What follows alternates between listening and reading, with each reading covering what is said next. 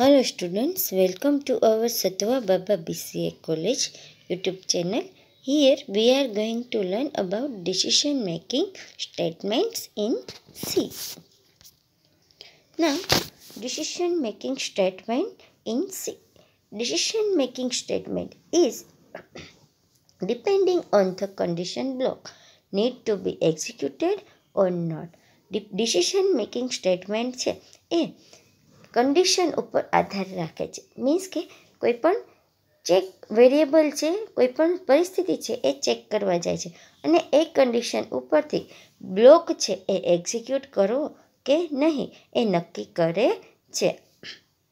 જો કન્ડિશન છે એ ટ્રુ હોય, if the condition is true statement means કે કન્ડિશન સાચી હોય તો બ્લોક છે એ એક્ઝિક્યુટ થશે. મીન્સ કે બ્લોકમાં જેટલા સ્ટેટમેન્ટ હોય એ એક્ઝિક્યુટ થશે. અને જો કન્ડિશન ખોટી હશે તો બ્લોકના જે સ્ટેટમેન્ટ છે એ એક્ઝિક્યુટ થશે નહીં. જો સાચા હશે, જો કન્ડિશન સાચી હશે તો સ્ટેટમેન્ટ એક્ઝિક્યુટ થશે.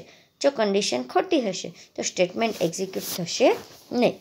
સી લેંગ્વેજ છે એ નીચે આપેલા ડિસિઝન મેકિંગ સ્ટેટમેન્ટ છે એ આપે છે.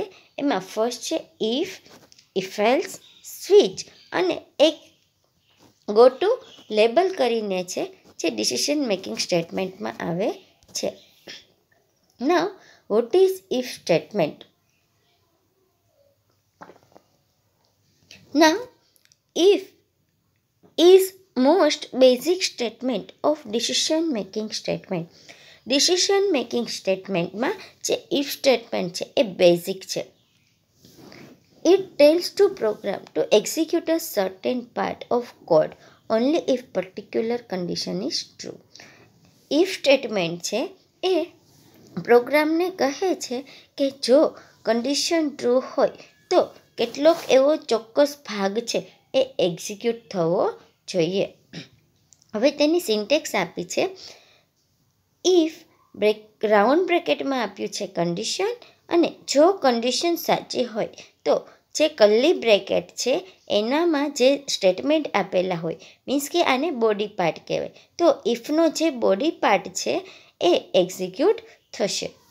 હવે એની સિન્ટેક્સ આપી છે ઇફ કન્ડિશન, એટલે કે કન્ડિશન ચેક કરવા જશે પહેલાં. તો અહીંયા જો કન્ડિશન સાચી હશે તો ઇફનો જે બોડી પાર્ટ છે, મીન્સ કે ઇફની નીચે જે કર્લી બ્રેકેટ છે એ એક્ઝિક્યુટ થશે. અને જો કન્ડિશન ખોટી હશે તો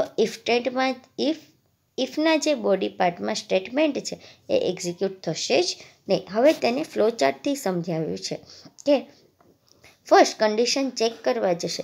જો કન્ડિશન છે એ સાચી હશે, જો કન્ડિશન સાચી હશે તો કન્ડિશનના બ્લોક સ્ટેટમેન્ટમાં જશે.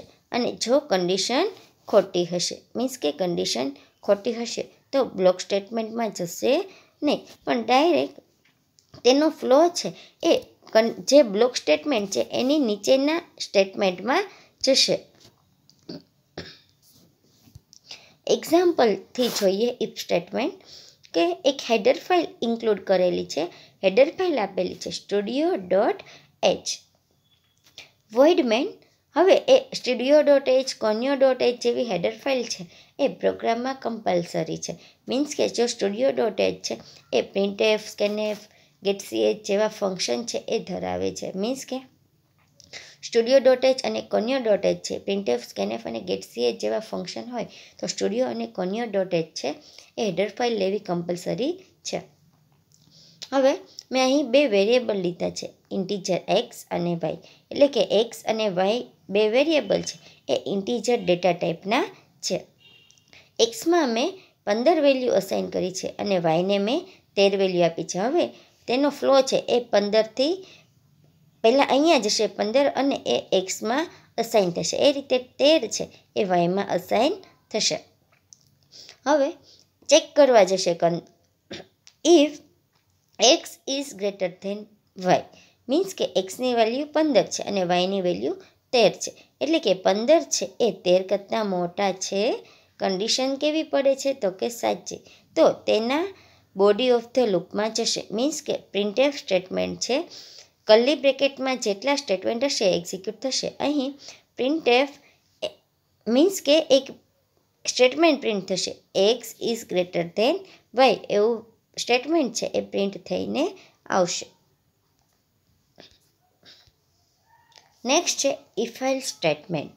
In general it can be used to execute one block of statement among two blocks. હવે આપણે અગાઉ જોયું કે if કન્ડિશન હતી તેમાં એક જ બ્લોક હતો, જ્યારે if else સ્ટેટમેન્ટમાં 2 બ્લોક આવશે, એક ifનો અને એક elseનો. In C language if and else are the keyword in C. Means કે સી લેંગ્વેજમાં if અને જે else છે એ કીવર્ડ છે. હવે પહેલાં ચેક કરવા જશે સિન્ટેક્સમાં ઇફ કન્ડિશન મીન્સ કે કન્ડિશન ચેક કરવા જશે. જો કન્ડિશન તમારી સાચી હશે તો જે ઇફનો જે પોર્શન છે મીન્સ કે ઇફની નીચે જે કર્લી બ્રેકેટ આપેલા છે એ સ્ટેટમેન્ટ એક્ઝિક્યુટ થશે. અને જો કન્ડિશન ફોલ્સ હશે, કન્ડિશન ખોટી હશે, તો ડાયરેક્ટ ઇફમાં તેનો પોર્શન ઇફમાં જે આપેલો પોર્શન છે એ એક્ઝિક્યુટ થશે નહીં અને ડાયરેક્ટ એલ્સ પોર્શનમાં જશે અને એલ્સનો પાર્ટ છે એ એક્ઝિક્યુટ થશે. મીન્સ કે જો કન્ડિશન સાચી હોય તો ઇફ પોર્શન એક્ઝિક્યુટ થશે, કન્ડિશન ખોટી હશે તો એલ્સ પોર્શન છે એક્ઝિક્યુટ થશે. હવે ફ્લો ચાર્ટથી સમજીએ કે પહેલાં કન્ડિશન ચેક કરવા જશે. જો કન્ડિશન સાચી હશે તો ઇફ બ્લોક છે એ એક્ઝિક્યુટ થશે. જો કન્ડિશન ખોટી હશે તો એલ્સ બ્લોક છે એ એક્ઝિક્યુટ થશે. ઇફ એલ્સનું એક્ઝામ્પલ જોઈએ. બે હેડર ફાઇલ લીધી છે, studio.h, conio.h. વોઇડમેન ફંક્શન છે, એમાં એક ટાઈમ નામનો વેરિયેબલ લીધો છે, ઇન્ટીજર ડેટા ટાઈપનો છે અને તેમાં ટાઈમ વેરિયેબલને મેં 10 વેલ્યુ અસાઇન કરેલી છે. ક્લિયર SCR એટલે કે ક્લિયર સ્ક્રીન. આનાથી જે તમારી જૂની વેલ્યુ છે મીન્સ કે તમારા આઉટપુટની સ્ક્રીન છે એમાં જે પહેલાંનો જે આઉટપુટ છે એ ડિસ્પ્લે થતું હશે એ જતું રહેશે અને એક તમને નવી સ્ક્રીન છે મીન્સ કે એ સ્ક્રીન છે એના જગ્યાએ બ્લેન્ક સ્ક્રીન છે એ તમને ડિસ્પ્લે થશે ક્લિયર સ્ક્રીનથી. હવે કન્ડિશન ચેક કરવા જશે. If time is less than 12 means કે ટાઈમમાં આપેલા છે 10, 10 છે એ 12 કરતાં નાના છે, કન્ડિશન ટ્રુ પડે છે તો પ્રિન્ટ થઈને આવશે printf ગુડ મોર્નિંગ. મીન્સ કે કન્ડિશન સાચી હોય તો ઇફનો જે પોર્શન છે એટલે કે એટલો જે પોર્શન છે એ એક્ઝિક્યુટ થશે. જો કન્ડિશન ખોટી હોત તો ઇફમાં જત નહીં અને ડાયરેક્ટ એલ્સ પોર્શન એક્ઝિક્યુટ થાત અને ગુડ આફ્ટરનૂન એવું પ્રિન્ટ થાત. પણ અહીં આપણે કન્ડિશન સાચી પડે છે એટલે એલ્સમાં જશે નહીં, ડાયરેક્ટ ઇફમાં જશે, ગુડ મોર્નિંગ એવું પ્રિન્ટ થઈ જશે અને ડાયરેક્ટ તેનો ફ્લો છે એ ગેટ CH ઉપર જશે અને પ્રોગ્રામ છે એ કમ્પ્લીટ થઈ જશે. નાવ થર્ડ છે સ્વિચ સ્ટેટમેન્ટ. સિન્ટેક્સ આપેલી છે સ્વિચ અને એક વેરિયેબલ આપ્યો છે CH. જો CH નામનો જે વેરિયેબલ છે એની વેલ્યુ છે એ જે કેસ સાથે મેચ થશે એ કેસનું સ્ટેટમેન્ટ છે એ એક્ઝિક્યુટ થશે. એટલે કે જે કેસ સાથે CHની વેલ્યુ પ્રિન્ટ થશે, મેચ થશે, એ કેસ પ્રિન્ટ થશે અને ડાયરેક્ટ બ્રેક થઈને પ્રોગ્રામ છે એ કમ્પ્લીટ થઈ જશે. તેનું અહીં પણ સ્વિચની સિન્ટેક્સ આપેલી છે સ્વિચ અને એક્સપ્રેશન, પછી કેસ આવશે અને બ્રેક સ્ટેટમેન્ટ આવશે. અહીં સ્વિચ સ્ટેટમેન્ટમાં સ્વિચ અને બ્રેક છે એ કીવર્ડ છે. હવે આપણે એને ફ્લો ચાર્ટથી જોઈએ કે પહેલાં તો એક્સપ્રેશન મીન્સ કે ચેક કરવા જશે. CH નામનો જે વેરિયેબલ છે એ ચેક કરવા જશે. જો એ કેસ 1 સાથે મેચ થશે તો કેસ 1નું સ્ટેટમેન્ટ પ્રિન્ટ થશે અને ડાયરેક્ટ બ્રેક થઈ જશે. જો એક્સપ્રેશન છે એ કેસ 2 સાથે મેચ થશે તો સ્ટેટમેન્ટ 2 પ્રિન્ટ થશે અને બ્રેક થઈ જશે. અને જો એક્સપ્રેશન છે એ કેસ 3 સાથે મેચ થશે તો સ્ટેટમેન્ટ 3 એક્ઝિક્યુટ થશે અને બ્રેક થઈ જશે. અને જો કેસ 1, કેસ 2 અને કેસ 3 ત્રણમાંથી કોઈ સાથે મેચ નહીં થાય તો ડિફોલ્ટ સ્ટેટમેન્ટ છે એ પ્રિન્ટ થશે મીન્સ કે ડિફોલ્ટ સ્ટેટમેન્ટમાં જે સ્ટેટમેન્ટ આપેલા છે એ એક્ઝિક્યુટ થશે અને બ્રેક સ્ટેટમેન્ટ મીન્સ કે પ્રોગ્રામ છે એ પૂરો થશે. સ્વિચનું એક્ઝામ્પલ જોઈએ. અહીં ઇન્ટીજર મેઇન એવું ફંક્શન આપેલું છે, મીન્સ કે મેઇન ફંક્શન આપ્યું છે. હવે તેમાં મેં એક વેરિયેબલ લીધો છે આઈને મેં 2 વેલ્યુ અસાઇન કરેલી છે. સ્વિચ આઈ મીન્સ કે આઈમાં કેટલા છે અત્યારે 2 છે. હવે 2 છે એ કેસ અહીં 1 સાથે મેચ થશે તો કે નહીં. 2 છે એ કોના સાથે મેચ થશે તો કે 2 સાથે મેચ થશે. કેસની સામે જે વેલ્યુ આપી છે એની સાથે મેચ થશે. તો હવે 1 સાથે મેચ ન થયું એટલા માટે સેકન્ડ કેસમાં ચેક કરવા જશે. કેસ 2 છે એની સાથે આઈની વેલ્યુ મેચ થાય છે, એટલે કે પ્રિન્ટએફમાં કેસ 2 છે એ પ્રિન્ટ થશે અને ડાયરેક્ટ બ્રેક થઈને તેનો જે પોર્શન છે એ પ્રોગ્રામની બહાર નીકળી જશે અને આઉટપુટમાં તમને જે કેસ 2માં જે સ્ટેટમેન્ટ છે એ પ્રિન્ટ થઈને આવશે. પણ જો 2ની વેલ્યુ છે એ 1 પણ ન હોત, 2 પણ ન હોત, 3 પણ ન હોત અને 4 પણ ન હોત તો એટલે કે એક કેસ સાથે મેચ ન થત તો ડિફોલ્ટ સ્ટેટમેન્ટ છે એ એક્ઝિક્યુટ થાય, મીન્સ કે ડિફોલ્ટ એવું પ્રિન્ટ થઈને આવે. હવે અગાઉ આપણે જોયું છે કે મેઇન ફંક્શનની સાથે વોઇડ લખેલું આવે છે, મીન્સ કે જો મારે રિટર્ન સ્ટેટમેન્ટ ન લખવું હોય તો હું વોઇડ મેઇન લખું છું અને જો રિટર્ન કરાવવું હોય તો મેઇન ફંક્શનની સાથે ઇન્ટીજર અથવા તો કોઈ પણ રિટર્ન સ્ટેટમેન્ટ લેવા માટે ડેટા ટાઈપ લેવી પડે. એટલે કે અહીં મારે વેલ્યુ છે એ ઇન્ટીજર ટાઈપની રિટર્ન કરાવી છે એટલા માટે મેં ઇન્ટીજર મેઇન લીધું છે. નાવ ગોટુ statement. When a goto statement is encountered in a C program, the control jumps directly to the label mentioned in the goto statement. Means કે જ્યારે ગોટુ સ્ટેટમેન્ટ છે એ સી પ્રોગ્રામમાં આપેલું હોય ત્યારે ડાયરેક્ટ જે કંટ્રોલ છે પ્રોગ્રામનો એ ગોટુ સ્ટેટમેન્ટ ઉપર જમ્પ કરશે. એક્ઝામ્પલ જોઈએ. Syntax of goto statement in C. Goto અને લેબલનું નામ, મીન્સ કે જ્યારે આ ગોટુ લેબલ છે એ પ્રિન્ટ થશે ત્યારે ડાયરેક્ટ એ લેબલ ઉપર જશે અને તેના સ્ટેટમેન્ટ છે એ એક્ઝિક્યુટ થશે, જેને આપણે એક્ઝામ્પલથી જોઈએ. એક હેડર ફાઇલ ઇન્ક્લુડ કરેલી છે એટલે કે લીધી છે stdio.h વોઇડ મેઇન ફંક્શન છે. એમાં એક વેરિયેબલ લીધો છે સમ નામનો. સમમાં મેં 0 વેલ્યુ અસાઇન કરેલી છે. હવે હું ફોર લૂપ ચલાવું છું.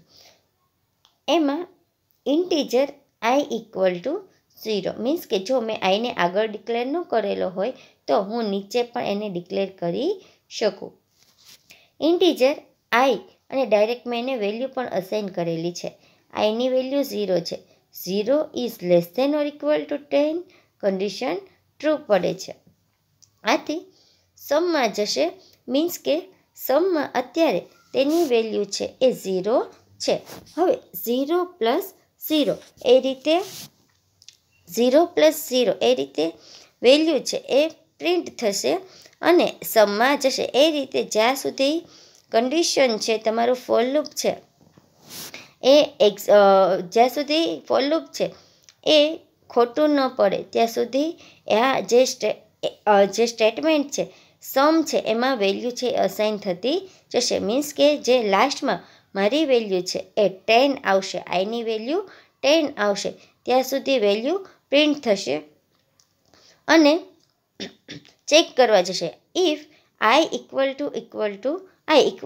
ટુ 5 મીન્સ કે આઈની વેલ્યુ જ્યારે 5 આવશે ત્યારે direct go to addition means કે એડિશન નામના લેબલ ઉપર જશે. ફ્લો એટલે કે નીચેનો જે એડિશન લખેલું છે ત્યાં ફ્લો જશે અને ડાયરેક્ટ સમ છે મીન્સ કે સમ છે એમાં વેલ્યુ 10 જશે, 10 થશે અને આઈની વેલ્યુ 5 હશે એટલે 10 પ્લસ 5 મીન્સ કે સમ છે એ 15 એવું પ્રિન્ટ થઈને આવશે. નેક્સ્ટ છે ટર્નરી ઓપરેટર ઇન સી, જે ઓપરેટરમાં જ આવે છે પણ તે ઇફ એલ્સ જેવી કન્ડિશન છે. Ternary operator in C. હવે તેની સિન્ટેક્સ આપેલી છે. Condition question mark. જો કન્ડિશન છે એ સાચી હોય તો વેલ્યુ ઇફ ટ્રુ મીન્સ કે આગળનો જે પોર્શન છે, કોલનની આગળનો જે પોર્શન છે એ પ્રિન્ટ થશે. જો કન્ડિશન ખોટી હશે તો જે કોલન છે એની પછીનો પોર્શન પ્રિન્ટ થશે. આ ટર્નરી ઓપરેટર છે એ ઇફ એલ્સ જેવું જ વર્ક કરે છે, પણ ટર્નરી ઓપરેટર છે એ સિંગલ લાઇનમાં આપેલું હોય છે. એક્ઝામ્પલ જોઈએ. Integer a equal to 10, b equal to 20 and c. Means કે a, b અને c 3 વેરિયેબલ લીધેલા છે. c equal to a less than b means કે પહેલાં ચેક કરવા જશે. a છે એ b કરતાં નાના છે, એની વેલ્યુ 10 છે, bની વેલ્યુ 20 છે. મીન્સ કે 10 છે એ 20 કરતાં નાના છે. કન્ડિશન સાચી પડે છે. આથી જે કોલનની પહેલાંનો પોર્શન છે મીન્સ કે એ પ્રિન્ટ થઈને આવશે. જો કન્ડિશન ખોટી હશે તો બી પ્રિન્ટ થઈને આવશે. અહીં એની વેલ્યુ 10 છે મીન્સ કે પહેલો પોર્શન પ્રિન્ટ થશે અને સીમાં જશે અને સીની વેલ્યુ પ્રિન્ટ કરાવી છે એટલે કે સીમાં 10 છે એ થશે પ્રિન્ટ.